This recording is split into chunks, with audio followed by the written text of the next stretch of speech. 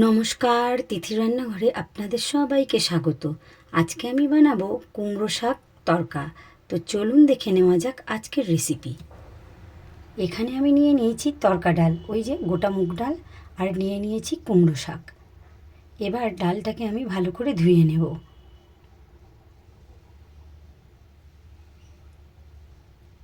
এই ডালটাকে ধুয়ে আমি সারা রাত ভিজতে দিয়েছিলাম। এবারে কুমড়ো শাকগুলো ভালো করে আঁশ ছাড়িয়ে কেটে নিয়েছি। এবার একটা প্রেসার কুকারে তরকা ডালগুলো নিয়ে নিলাম, দিয়ে দেব কুমড়ো শাকগুলো।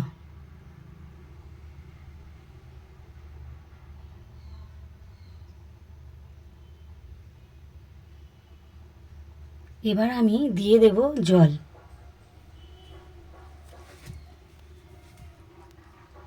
দিয়ে আমি এটাকে দুটো সিটি দিয়ে নিয়েছি। আপনাদের প্রেসার কুকার অনুযায়ী আপনারা সিটি কম বেশি বাড়িয়ে বা কমিয়ে নেবেন। এটা আমার হয়ে গেছে, এবার খুলে নেব।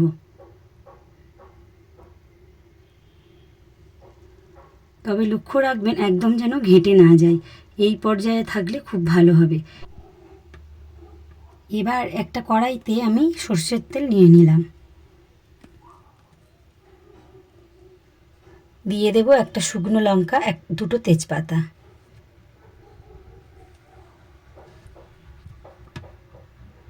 দিয়ে দিলাম একটু হিং। এখানে আমি 1 চামচ জিরে আর ওই 1 চামচ মতো আদা কুচিয়ে ভালো করে পেস্ট করে নিয়েছিলাম, সেটা দিয়ে দিলাম।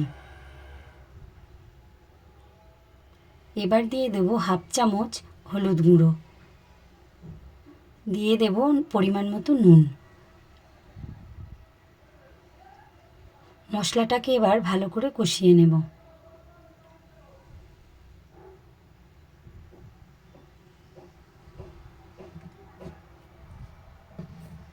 এবার সিদ্ধ করে রাখা কুমড়ো শাক তরকা দিয়ে দিলাম। এবার কুমড়ো শাক তরকার ডালটা ভালো করে মশলার সাথে মিশিয়ে নেব।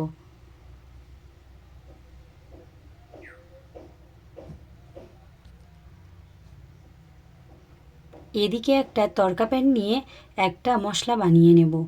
এখানে নিয়ে নিয়েছি 1 চামচ বাটার, আপনারা চাইলে ঘিও নিতে পারেন। দিয়ে দিলাম একটা তেজপাতা, একটা শুকনো লঙ্কা। এবার দিয়ে দেব 1/2 চামচ জিরে, দিয়ে ভালো করে নেড়ে নেব। এবার দেব কুচানো রসুন, ওই 1/2 চামচ মতো নিয়েছি।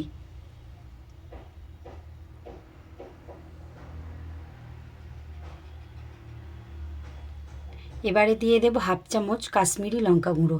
এই মশলাটা অবশ্যই বানিয়ে দেবেন, তবে কিন্তু এর টেস্ট অনেক ভালো হবে।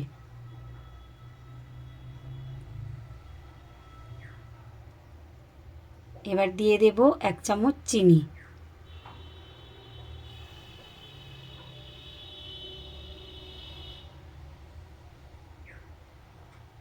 এবার দিয়ে দেব এখানে তড়কা মশলাটা।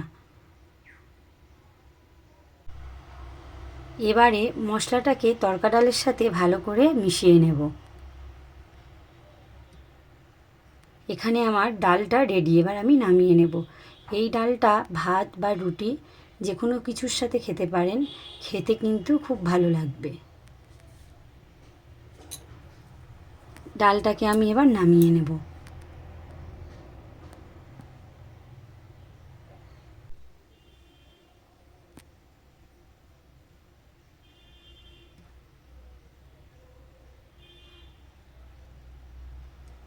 এই রেসিপিটা যদি ভালো লাগে তাহলে লাইক, কমেন্ট, শেয়ার ও সাবস্ক্রাইব করে দেবেন আর আমার পাশে থাকবেন।